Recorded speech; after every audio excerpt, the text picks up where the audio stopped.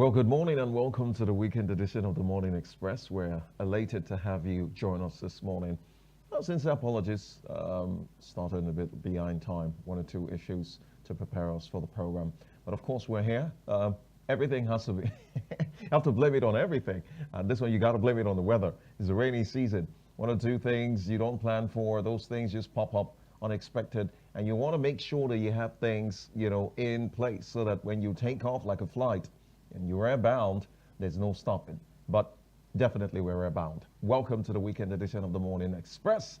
Name is Ikechukwu Jue. As usual, looking beautiful, making a return after leaving me here alone last week.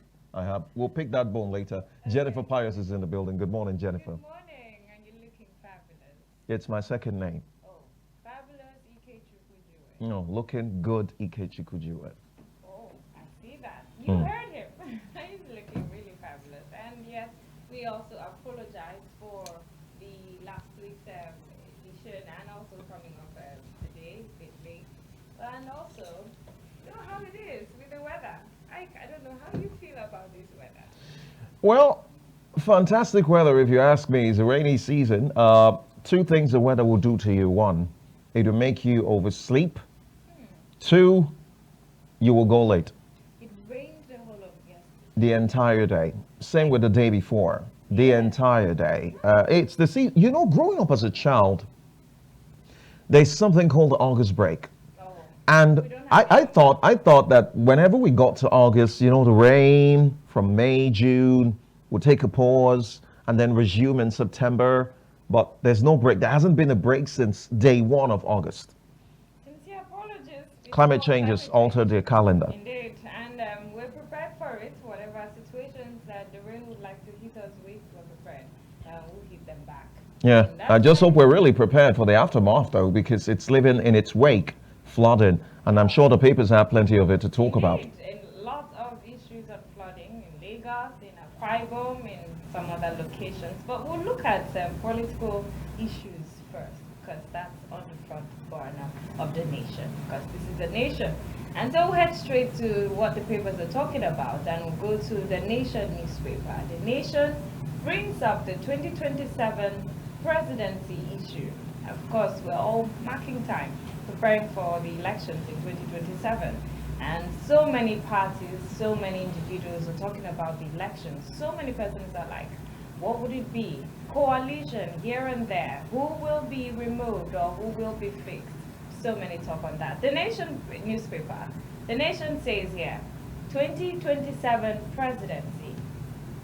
2027 presidency. Wike, Adeleke, others incur wrath of PDP, pro-Jonathan big shot for endorsing Tinubu. South must retain presidency in 2027, says Niger Delta leaders. That is what The Nation says. And there are a number of other papers capturing issues on 2027 elections. Who talks about that? First Daily says it's this in another angle though. First Lady says, First Lady. Oh yeah. Daily says 2027. Please come back to PDP. Governor Bala begs Peter Obi. First Daily. And not just First Daily, we also have another paper capturing, let me still take something from First Daily that talks about the election. Just beneath it, it says, INEC backs prison inmates' right to vote, begins participation process. Well,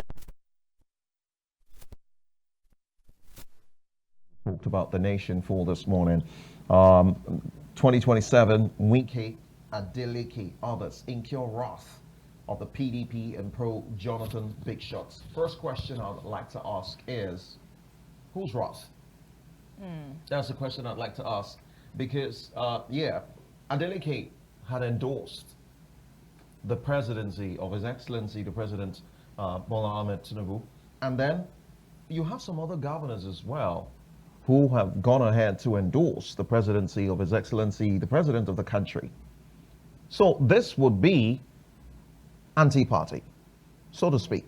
Yeah. But the question is, When was the last time anyone was punished for anti-party in this country? Oh. It's like a norm. So that's why I asked, whose wrath are they incurred? The PDP. Because if you say here from the nation, if we have to look at it critically, where it says Wike, Adeleke and others, why? Wike is supportive of this president.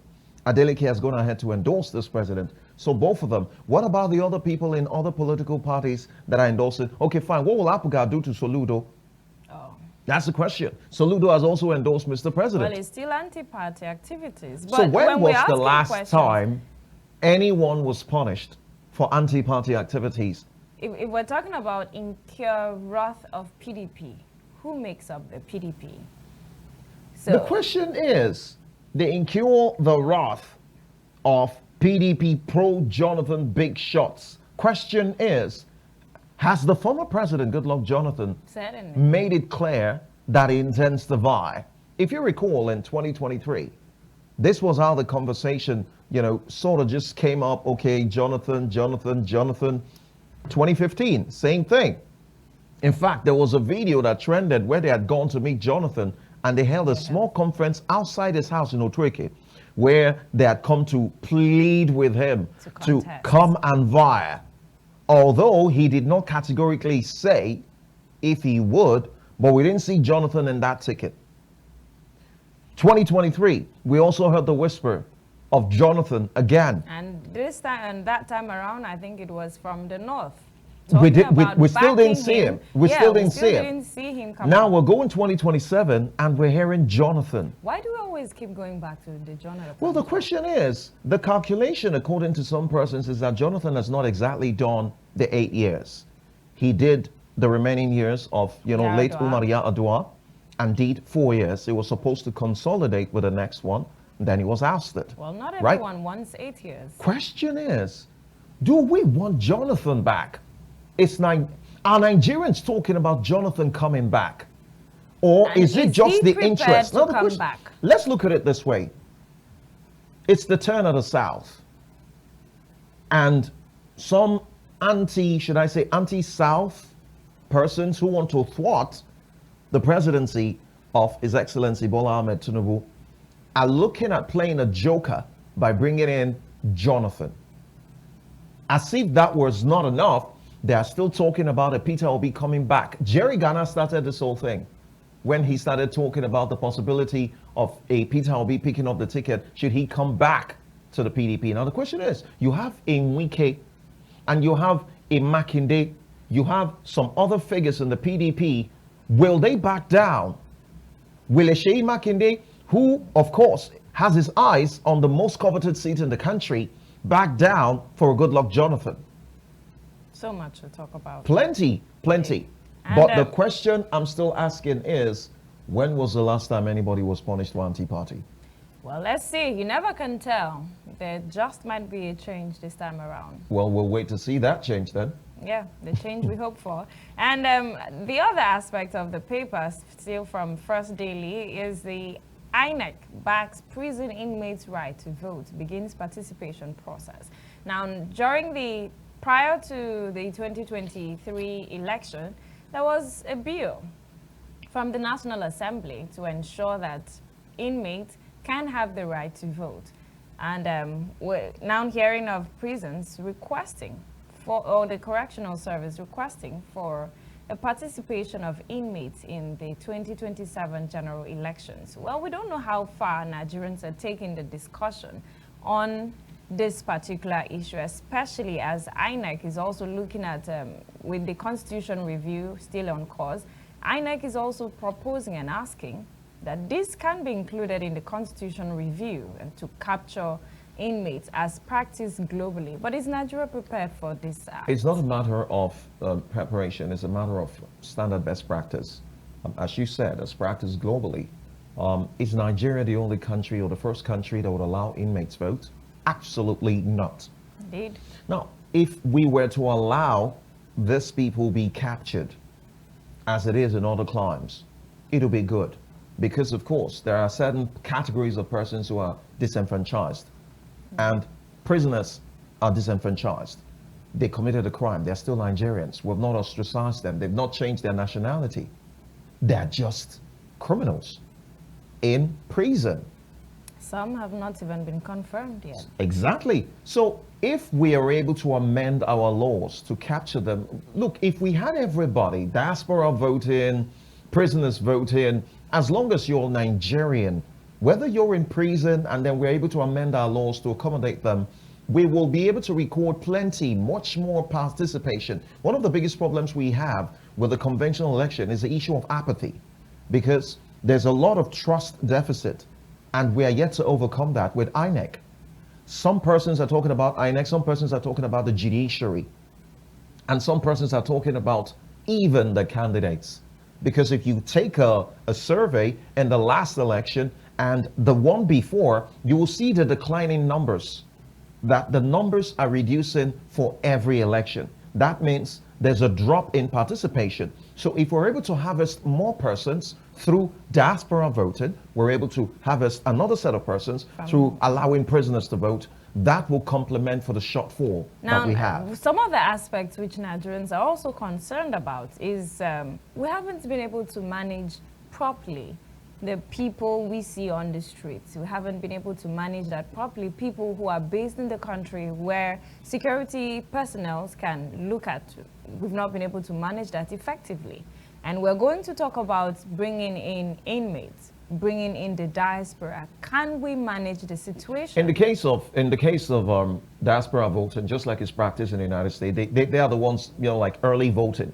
Just like you have the military personnel and some other persons, they do early voting. They send in their posts, like mail, to vote on time. So diaspora voting is one. This one that we're talking about is the prisoners, given the right to vote. It's easy to manage because they're in a confinement. Oh, the same confinement they break out from. They're in a confinement. It's very easy to manage. No, because you've got the prison warders there. All you need is INEC officials. You need they are in a confinement. You're not going to let them come out of that confinement. Confinement that they break out from, and we are not able to recapture. That's not the subject of conversation for now. Well, it's still we're talking about them being able to vote. And I said, for me, it's going to be easy to manage because they're in a confinement. All you need to do, just like their normal prison day-to-day routine where they file out to take on certain activities, you align them, they file out, and then you put before them a system, just like you have the normal conventional system where, of course, nobody knows what you're voting. You go in there, you do your normal franchise, and then you vote, and that's it. It's more easier to manage, and I think we should be looking in that line. So no Nigerian is disenfranchised. We need everyone voting. It's not enough for people to, call on radio stations, vent on social media, and talk about the leadership issues without participation. If everyone participated, yes, I know people are going to talk about the very issues that they have with INEC, which INEC is struggling to redeem its image. However, we all need to participate. If we have a system that accommodates everybody so that people see that it is their statutory right, it is an obligation to vote, then we can now create a system that is all inclusive. Look forward to it, and we do hope it is also hitch-free. Let's look at Saturday Vanguard. Saturday Vanguard, still talking politics. Saturday Vanguard says here, APC's stronghold on opposition parties. ADC fights back. The writer says, Kachuku out to stop Atiku, rejects takeover of ADC. Says support for Jonathan will be ploy to scuttle Southern presidency. I'd like to take you back to the first daily to answer this one. The first daily here says, please come back to the PDP, Governor Bala Mohammed, of course, Bauchi State Governor, begging Peter Obi. Now, Peter Obi has also been mentioned here. Peter Obi is like the beautiful bride that everybody wants. It's like a potential wife. Wow. And everyone has seen in him a beautiful bride. And so they're trying to woo him. But of course, Peter Obi also has issues to, deal with. In the Labour Party, there is a problem as to which leadership is recognized. The Namdadi Usman-led faction of the party has a problem. The Lamidi Apapa faction of the party. Well, we have not heard much of Lamidi Papa. Maybe the man is resting. Give him time, he will come. And then we have the Julius Abure-led faction, which Peter Obi exactly, as at the last check, they are not exactly in the best of terms. And it was this Julius Abure-led faction of the Labour Party that Baba Dati Ahmed had a meeting with and declared. So the problem of whether or not Peter Obi will be recognized when he eventually picks the ticket, because there's a problem of who signs, who's a recognized, leadership of the party. The funniest part is that situation has happened already in one of the states where we're expecting a by-election, where a candidate was rejected for being signed by one of the factions. Faction that was not recognized. We don't know. Now, so the question is, which faction is recognized now? Is it the Abure-led faction? The last time the court gave a verdict on this matter, more like a party affair, this is what the court will tell you. But of course, there is a party, there is a faction of that party in the Labour Party that the INEC and perhaps some other legal systems recognize. Is it a Nannadi Usman-led faction? I can't even tell. Is it the one with Julius Abure-led faction? We have not mentioned Lamidi Papa. The man is cooling off, waiting for the right time to strike as well. So Peter Obi is in a dilemma. Now, he's hobnobbing with the ADC. Now, in the ADC, except you're a bona fide member of the ADC, you cannot be eligible for the primaries. Yeah. That's the reason why Amechi Atiku had to resign and become bona fide members of the ADC. While other people are canvassing and requesting for Peter Obi to join their party or join their team, has Peter Obi outrightly stated that he's contesting for the 2027 elections? Of course. There's something called a body language. The man does not necessarily have to voice out. Look, let me tell you, in the last days, 3 days thereabout, Peter Obi has been in the news for the single term part that he talked about, that if you give him just 4 years, he's not going to do more than 4 years. Jennifer, do you need the man to open his mouth to tell you that he's gone in for that position? He's saying, give me just 4 years. He says, give me just 4 years. So Peter Obi is torn between the Labour Party, where he has problems, going to the ADC, that would mean resigning the Labour Party and can't joining. Even tell if he will be given the ticket. And if he joins the ADC, that means he's going to have to contend with the likes of Amechi, Alhaji Atiku Abubakar, and some other persons. I said that was not enough. They want him to come back to the PDP. I had asked that question earlier.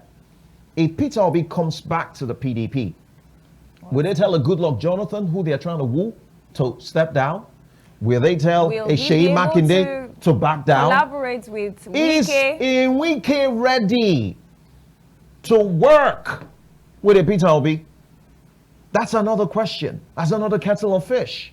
So it's beyond the rhetorics. It's beyond the headlines. The politics of 2027 is not only going to be combustive, it's going to be very interesting. And I tell you, it's something that we need to sit down and watch. I can't wait. It's really going to be an interesting time. Indeed, and we can't wait for the year to just keep swinging by so we can get details of that activity. And still on Saturday Vanguard, here it says, South-South, how coalition stands in rivers, Edo, Cross Rivers, Akwa Ibom, Delta, Bayelsa. The writer says, Amechi, Odigwe, Imoke, Utomi lead ADC against Tinubu, Wike, APC. Can you mention those names again and I'll tell you about their status? Okay. Mention the first name. Amechi. Amechi. Good. Let's talk about political capital. What is Amechi's political capital in Rivers? We do know that Amechi has some structure with the APC, but that APC structure, structure, who commands the APC structure in Rivers right now? Who has the highest political capital in Rivers State right now? That's the question. Can an ADC make an inroad in Rivers State with the politics of what we know now? It's going to be difficult. Absolutely difficult. So will the ADC sell in Rivers? It remains to be ascertained. Give me the other name then. And we also have Odige Oyegon. Former stalwart of the APC, one-time chairman of the APC, Odige Oyegun John, Edo State. Edo State is APC right now. He was in the APC one time. As a matter of fact, he was like the boss. He called a shot at one point in the APC. Now, let's talk about political capital again. How much political capital does he have in Edo State? What influence does he command at the moment? Look, at the end of the day, politics is about influence. Politics is about spread. Politics is about recognition. Politics is about political capital. When the chips are down, who will the crowd follow? Forget about the one that people tell you Nigerians are hungry. They want to feed on the current economic issues and use it as political campaign. When the chips are down, it's beyond the rhetorics and the headlines of what you see in newspaper. Voting is different from the issues that people push out, maybe to the social media, to the mass media, you name it. When the chips are down, the people who were complaining of hunger will vote who they will vote for. And you'll be so surprised that you won't believe how the votes will swing. So the question is, these people that are being touted as the spearheads of the ADC in their different states, they have their work properly cut out for them. Are you going to be able to break the structure of the ruling political party in that state? You have a lot of work to do. Now, let's talk about party insignia. When we want to vote, especially at the grassroots level, a lot of them do not know PDP, no APC, they know political party insignia. So once they go to the polls, when they go to the center where they're supposed to vote, you have like our parents in the village, they are very descriptive. They'll tell you they are looking for one umbrella or they're looking for broom. They'll say it in the language. We need a political party that is broom. So how much time does the ADC have to sell its own insignia? It's not going to be easy. There's something called culture. Some political parties have become culture in some states. Well, let's look at some other persons which was captured here. Leo Imoke. Leo Imoke in Cross River. Cross River is APC. Is the incumbent governor, O2, going to fold his arms and allow Leo Imoke come oust him and then break what the APC has been able to build over time? It's not going to be, it's beyond the rhetorics. They have a lot of work to do. How much time do they have? The APC has been on ground for a very long time. PDP has been on ground for a very long time. How much time does the ADC have to sell itself and make inroads even to the local level? That's the biggest question we should be asking. Well, there's a part I would like to capture from this headline in the newspaper. It says here, it didn't just mention parties. It says lead ADC against Tinubu, Wike, APC. I think this is something the paper too is trying to sell out. Sometimes it's not just really about the party, but the persons involved. Specifically, it mentioned Tinubu, Wike, APC. You want to lead, all those people want to lead the followers against the president. Question is, what will they be telling these people? On what grounds will they be presenting themselves and their political party? Should we talk about their antecedents? These people have been around the corridors of power. What did they do? Was life any better under them? Look, before you come out and paint yourself as a saint, we must look at where you're coming from. What are you going to tell people that will endear them to you? Are we quick to forget how these people were when they were governors? What change did it introduce? Okay, so let's talk about the issues. The issues are economic issues, insecurity issues. Are these issues created? Were they created by this president? No, he inherited them. Look, when political parties feast on issues that they know are not exactly the fault. Okay, so everybody says the president on assuming office made a very categorical statement, subsidy is gone. And that's where the problem of this whole thing started. Look, during the campaign, Alhaji Atiku Abubakar said he was going to take out subsidy. It made the president. Peter Obi said he was going to take out subsidy. It made the president. The question is, one took it earlier. At one point or the other, if there's people who are coming out to, condemn and criticize the president, rather than offer constructive solutions, which is what opposition is about, not just about condemnation. not just about criticism. You offer, it's like a shadow system. You offer solution. What solutions will they be offering Nigerians that they want to use as a campaign ground to say, when I was in office, I did this, and then we can look back and say life was better. You see, there's a lot of work. Politics is different from rhetorics. What I see here is political rhetorics. But you can understand that a number of times situations, the current situation can be used to draw the attention of people. This is like what the APC did during the 2023 build up to the 2023 election. Use the Your situation. argument is valid. Feast on the issues, which is exactly what the opposition political parties being led right now, because the PDP has been silenced to some extent. They've not exactly been vocal. So the ADC has taken that position, and they are using these issues, economic issues, insecurity issues. But are these issues going to be solved through the waving of a magic wand? These issues take time.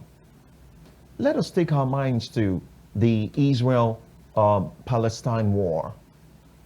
Let us talk about the Ukraine-Russia war.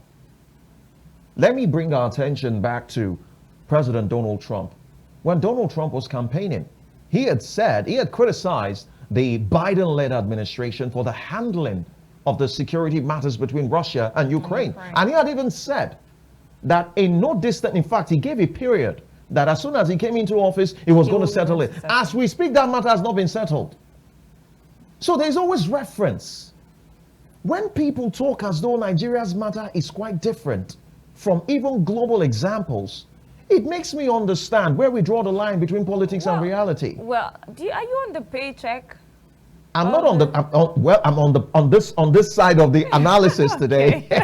I'm analyzing in case you didn't know, I'm also an analyst. That's okay. It's very obvious. Let's look at Weekend Trust. Weekend Trust says here how Ganduje lost out, and it still brings up the issue of the political scenario in the country.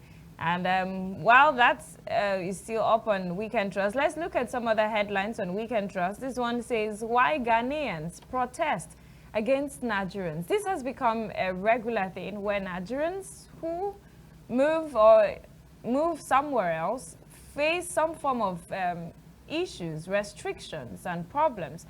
Ghana, we know, and like they'll say, Ghana is just our backyard.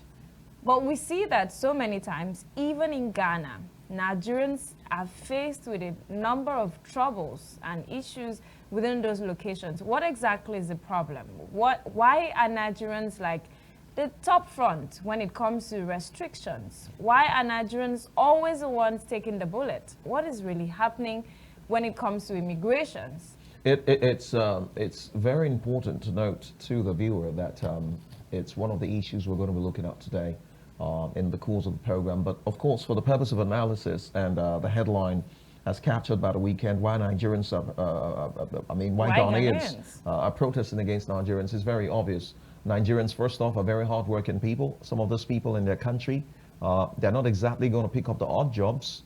Nigerians tend to survive anywhere they find themselves. So Nigerians, as I did say, are naturally very hardworking people. So anywhere they go, they survive. They pick up the jobs that a lot of the citizens of that country won't do. And they don't just do it, they do it well. And they earn a reputation away from that particular kind of low-level job to get in the higher level jobs. Nigerians have, in fact, they're one of the most read race, one of the most read people in the globe, one of the most literate people in the globe, Nigerians, very educated. And so if you want to talk about professional jobs, Nigerians have the qualification. You want to talk academically, we go to other countries, even when we school there, we dominate. So that natural dominating factor that Nigerians bring to the table anywhere they go creates what? Jealousy, envy, rivalry. And then you have a lot of those people becoming envious of Nigerians, because not only are Nigerians doing the odd jobs, we're also doing the professional jobs. And we're not just doing it, we do it well. Now that's just one aspect. The other aspect is the issue of vices, which a lot of Nigerians carry from here down there. That is the negative aspect that brings us this problem of xenophobia. And then you have some of their citizens protesting against Nigerians. In fact, at some point, South Africans said Nigerians were taking their women. Yeah. You know, because Nigerians take very good care of their women. They don't take good care of their women. Nigerians spend good money on their women. Nigerians, you know, like treasure them, value them, and their men don't do the same thing to them. So they at some point, South Africans didn't like Nigerians for that. But let's talk about the negative aspect, which is for me, one of the reasons I am absolutely appalled by what some Nigerians do. Nigerians go there and engage in illicit activities. You talk about drug, you talk about crime, you talk about some of the things that they do here, they take it there. One time there was a video that trended. That is also to say that we're tolerant of these crimes in the country. For instance, traffic rules, as simple and as easy as that could seem, traffic rules, so many drivers do not observe them. Even when there is a warden somewhere, they do not observe. They say, oh, don't worry, we'll get past it. It's Nigerian to, well, forgive me, I don't mean this in a condescending way. Okay. It's Nigerian to want to bypass the roads, to want to subvert the roads. It's Nigerian. Everyone's queuing, and you just walk to the... Chanting. It's typical of every Nigerian. And so we tend to forget, because when we live in Nigeria, you break, as you rightly said, traffic rules. Before last mile, the FRSC, before they come get you, you speed off. And then if you know the roads, for example, in Lagos, you know how to navigate all the streets before you know you escape. Every single driver in Lagos is like a NASCAR or James Bond driver. And they know how to beat these traffic officials. We tend to forget when we carry this negative attitude to another man's country. We forget where we are and we go there and break the rules.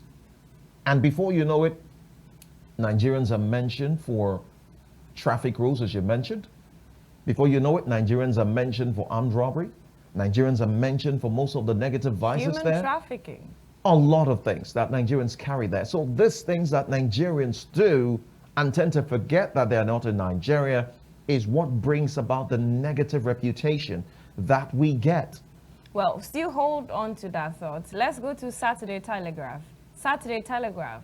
It says here, fate of over 400,000 Nigerians in U.S. hangs in the balance. The writer says, as Trump orders new census, birthright citizenship order blocked again.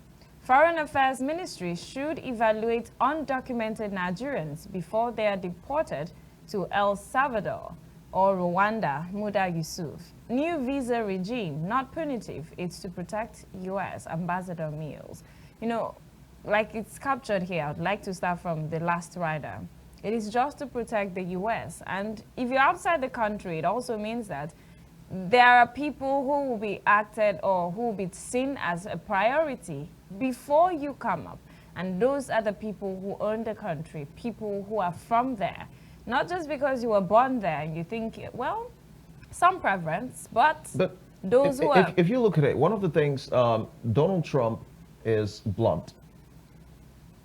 In his first communist presidency, he did talk about the Mexican wall, how he was going to build it.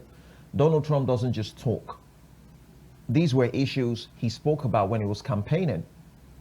At some point in the campaign, he said the foreigners are killing our dogs, they're killing our cats, they're doing certain things. And people didn't take him serious. He said he was going to carry out the largest deportation if he becomes president. And on resumption of office day one, he started that deportation.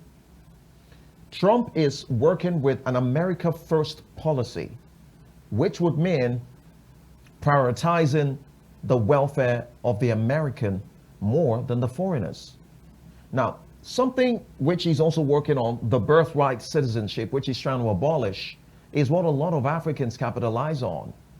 As soon as your wife gets pregnant, you fly her abroad. Yeah. She gives birth there. But of course, this is not something that you can break because it was a law that dates back a very long time, back to pre-slavery time, when they were trying to get the blacks and the foreigners to be part of America. There was a consensus, there was an agreement.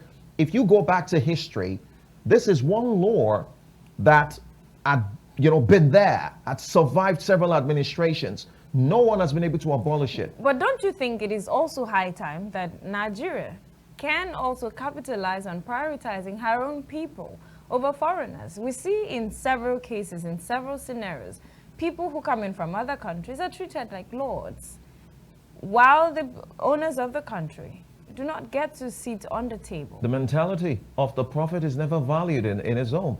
This is what you have with Nigeria. It's an orientation thing, and it predates time.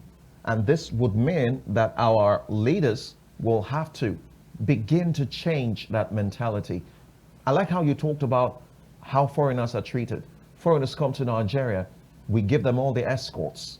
We give them all the priority, we protect them because we want to maintain a good image before the international community. But Nigerians are treated like slaves there when Nigerians get out there. Nigerians are maltreated. Nigerians are subjected to all forms of inhuman treatment there. We do not value our own. Yes, as I said, it's an orientation thing. It's not going to happen now. It's going to be deliberate effort. That's why the presidency came up with a Nigeria First policy, which is like a mirror after the America First policy. But the policy of the Nigeria First policy would be prioritizing Nigerian goods and services and commodities. Well, that's where it begins from. So how are we keying into it? How are we embracing this policy as introduced by the presidency? That is like a starting point where it's Nigeria First goods. It's Nigeria First services. There are people in this country who have what I call the foreign mentality. It's a thing of brag for them. My house was built by foreigners. My sateen, foreign. My shoes, foreign. I'm wearing everything local. Everything on me is local. Okay. This is part of the Nigeria First way. So it starts from the orientation. Leaders will have to spearhead this particular orientation. Leaders will not only have to talk. Is it a thing about the leaders or the people themselves? Leaders first. Everything rises and falls on leadership. Leaders will not only talk the talk, but they will need to walk the talk. We, the followers, will have to see the leaders prioritize, and they need to start using our hospitals. Yes. They need to start driving Nigerian cars. Yes. As a way to prioritize Nigeria, they need to put on more of Nigerian clothes and less of suits. We don't own suits. We wear agbada, danshiki, and the likes. Even if you'd like to wear the suits, buy at least from those made in Nigeria. Made in Nigeria. In fact, we have safari. We have our own way of creating our own suits. It's our own design, safari suits. So what are we talking about? It's about the mentality. It trickles down from the leaders to the followers. If we see the leaders do these things, prioritize Nigerians. Nigerians are killed abroad. What do? Just recently, we heard news, I think it was last week or 2 weeks ago, about a Nigerian that I think that died abroad. When Nigerians are maltreated abroad, what is our own retaliation like? You cannot kill an American in your country. You dare not maltreat an American in your country. They place premium on an American. Do we place premium on a Nigerian so that every time a Nigerian is maltreated or manhandled outside the shores of Nigeria, the country has a very, very strict and stern way of retaliating? All right, then. Let's go to Saturday Punch. Saturday Punch brings up on the issue of hardship. Saturday Punch says here, Nigerian used car markets booms as more owners sell off private vehicles. Cameroonian, Beninese dealers rush to Nigerian used cars. Dealers blame customs duty for Tokumbo import decline. How many times do we get to buy a brand new car in the country? Can you afford it? Okay. Can you really afford? I mean, once upon a time, if you had like a 1 mil, you could buy a car. If you have 1.2, you could buy like ranging from that to 5 million. Okay, but now with the way things are, with the import duties and all, everything has skyrocketed. And we just spoke about Nigerian First.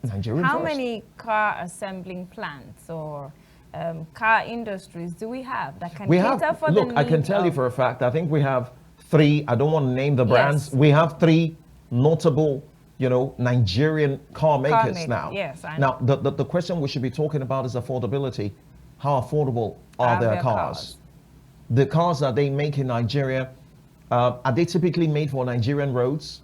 Because, of course, we must also understand that if we begin to deal with the issue of affordability, availability, then we can now have accessibility.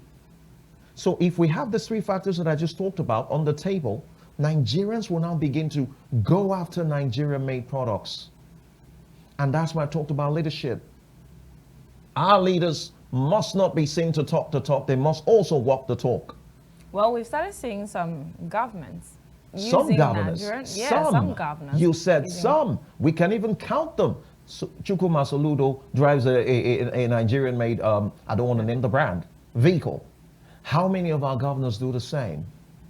Okay, so we talk about Nigerian used cars. Yeah, I mean, seriously, if you have to bring in the Tokumbo cars, it's pretty expensive because you're talking import duties and the other tariffs at the different ports that you have to pay. Now, these taxes are increasing on a daily.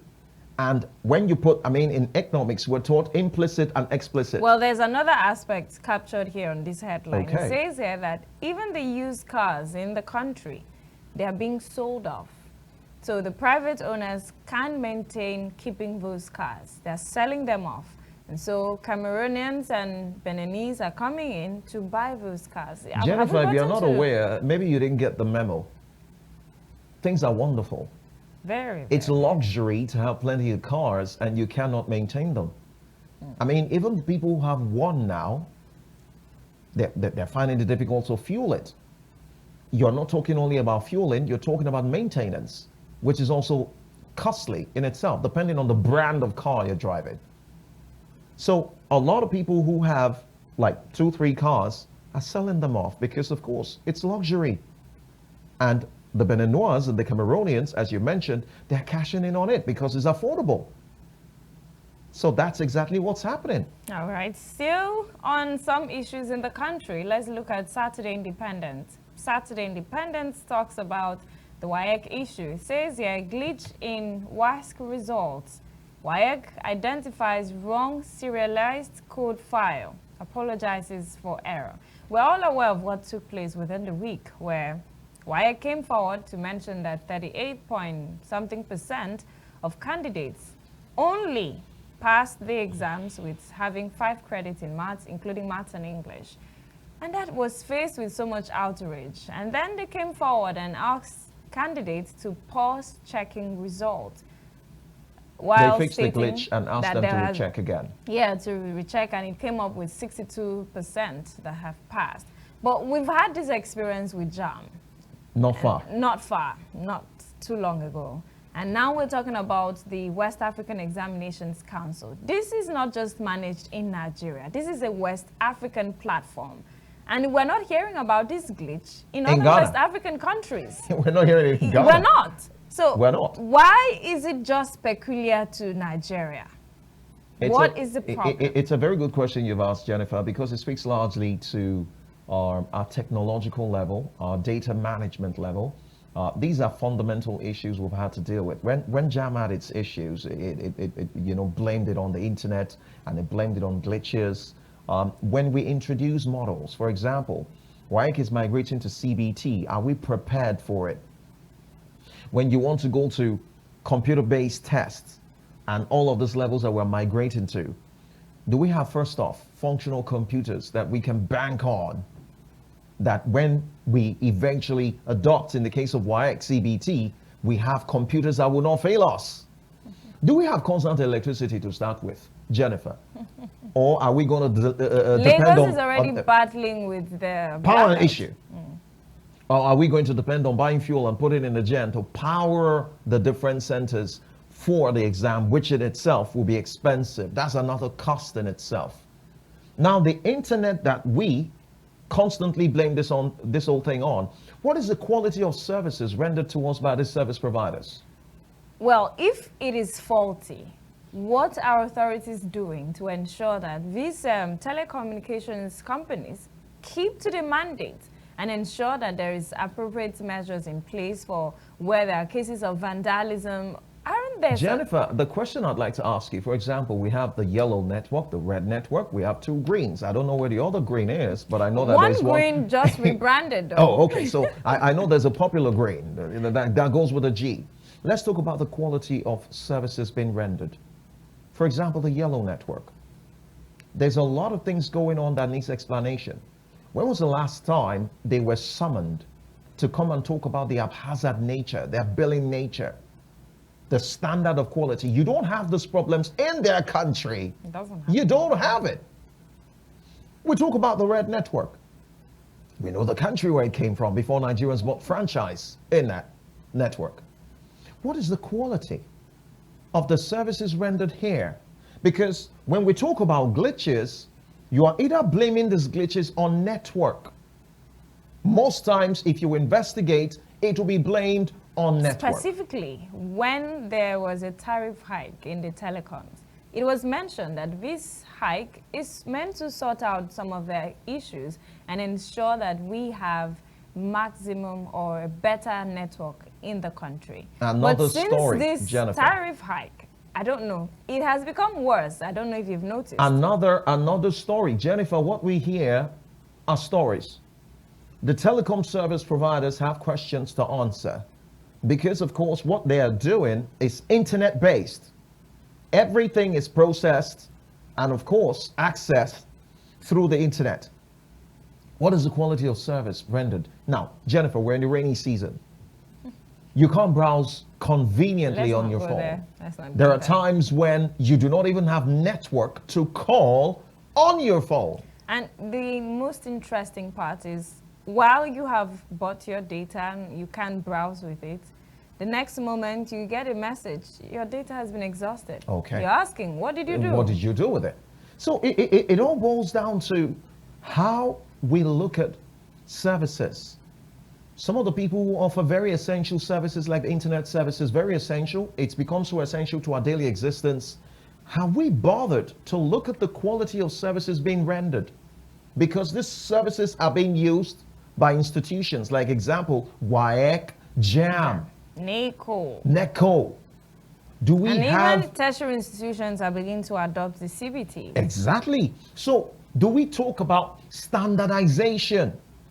When quality of service drops... Why can't we even have a free network in the country? Why is that not possible? Well, the last time I checked, we had a Nikon Sat-1. We launched 2 satellites into the orbit. Yes. One dropped and one stayed. Which is main one, Nikon Sat-1. What benefits are we getting from it? I remember back in school then, we had something close to that, where once you get into the campus, you'd have a free Wi-Fi and you can connect if you have the password. But over time, that has gone extinct. That takes me to still some discussions on Saturday Independence. Saturday Independence says here, University of Ibadan, a legacy under threat of decaying infrastructure. We know what's happening in the university system now. Prestigious university. You must add that. And yes, if we're talking about issues in the tertiary institution, we're always talking about decaying infrastructure. Yet the numbers in the universities are increasing. Back then, you'd be talking about an entire community sponsoring 2 or 3 people into the tertiary institutions, and so that could be managed. But now, with the troops, JAM already, Wike had how many thousands of persons writing JAM or writing Wike, and then we're talking of JAM, and all those numbers, if not half, gets into the tertiary institutions. Are we managing the situation? Are we setting modalities in place to ensure that whatever infrastructures we have can be expanded to welcome the numbers? Well, Jennifer, very fundamental questions you've asked, but if we do a survey, the state of these infrastructures from when they were built till now, you will see that there's no significant improvement. Once a while, we have the PTF and some other contributions to try TED Fund to try and help the universities put up 1 or 2 structures, but the existing structures are decaying by the day. There is no improvement. We have a Minister of Education. We should be asking him these questions. There's a budget. These are some of the issues ASU talks about when they go on strike. If you check all their point agendas, they mention decaying infrastructures in the universities. Do we prioritize Nigerian education, let alone public institutions. If you go to private institutions, you see the wonderful structures on ground. You see the technological advancement. You see what has been put on ground. Can you compare that to what you have in public schools? Absolutely not. Some of these very legacy projects that were made that our leaders enjoyed, some of them alumnus of the schools, they enjoyed these infrastructures. So it speaks to them. If these infrastructures are being left to fallow in waste and they are deteriorating by the day as the number of entrants are increasing by the day into the ivory tower, what are we doing about upgrading our facilities, expanding our facilities to meet up with the demanding number of persons who are trying to access university education? So I had asked the question earlier. Let's go back to that question. Do we prioritize Nigerian education? Not everybody has the money to go to private schools. Should we cascade this conversation to secondary and primary? And you see the state of the infrastructures with leaking roofs, where students are made to sit on the ground, or you go to the university with overcrowded lecture rooms, where there are no public address systems. And even some areas, you have leaking roofs as well. Well, I think even if we would like to spend the entire day talking about this, we won't get exhausted. But let's capture one more issue before we wrap it up on newspaper review today. The Guardian. The Guardian brings a time bomb here, says e-waste time bomb imminent amid solar energy adoption boom. E-waste. We've not really spoken so much about e-waste in the country. We've not also harnessed the alternative energy plan in the country. We've seen so many times the people who are using solar is out of individual plans and just a very few who can afford that. But yet we're looking at so many solar waste panel systems across the country, and yet there hasn't been a plan for the future. A plan to ensure that whatever comes out of this, the people are not affected. We've had some analysts come in to talk about, as much as it is also good to have alternative power systems like the solar, there also has to be a plan in place to ensure that this doesn't become a problem tomorrow. But what are we doing about it? Well, you've asked a very important question, what we're doing about it. A lot of Nigerians have resorted to self-help. Because of the epileptic nature of power supply in the country. It's also another aspect of the country where we need urgent intervention. We need to resolve this power issue. It's a crisis in itself, and it remains one of those unresolved crises, one of those unresolved issues in the country. A lot of Nigerians are resorting to solar alternatives to power their houses, to power their businesses. But it leaves in its wake the increase in demand, the issue of waste. You've talked about solar panels. A lot of these things come, with their own infrastructure, and they have their own hazards. When these panels go bad, is there a recycling plan? Is there a reusable plan for how we're able to harvest some of these faulty panels? Some of the components in these panels are in themselves hazardous. So what do we do with all these things that go faulty? And that's why it talks about the ticking time bomb, because as more people, they just dump them as more people, you're not using it anymore. As a lot of people faulty. begin to go into electronic solar power alternatives, nobody's talking about the recyclable part of it. Nobody's talking about the waste. Recycling, the waste. The waste that many people, for example, it has a lifespan. Okay, let's hold it there. So because if you were to allow me, I'll keep talking a lot about it. The analyst part of me will come out and we'll keep talking. All right. I thank you very much for the job today. Thank you. Thank you. Thank you. And we'll take a breather. When we return, we'll be looking at what's trending in the country and globally. And of course, Mrs. Moshood is standing by to tell us about that.